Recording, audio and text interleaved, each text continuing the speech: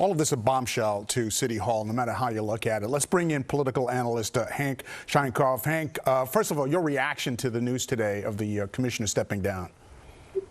Well, not unexpected. A smart move by the mayor to move quickly to make the public feel that everything is under control, particularly when it comes to terrorism. New York is target number one for international terrorists. Getting someone who understands that turf and that territory is very important.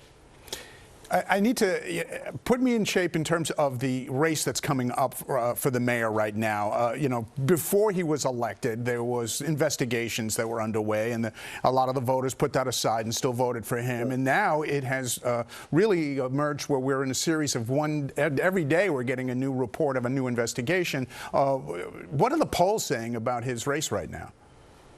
The polls have never been kind to the mayor since he came into office. He's right now probably in the 35% range, which is not great. He's got one real opponent, two others who'd like to become real, and now it's likely that others will jump in. The question becomes, can he win? His enemy is ranked choice voting, and that's the problem. Many of his voters haven't figured that out yet. It's going to be very hard for him to get reelected today, but it's also very difficult to unelect mayors. Only two incumbents have been defeated in the last 80 years who have served one term. Abe Beame in 1977 and David Dinkins in 1993.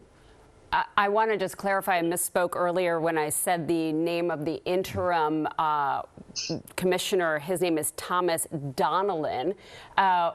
It's not the deputy commissioner who we might have expected. What is important at this point with this interim commissioner who's been named?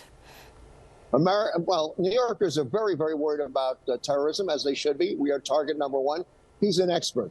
Number two, having some sense that things in the police department are under control is critical electorally and administratively to the mayor.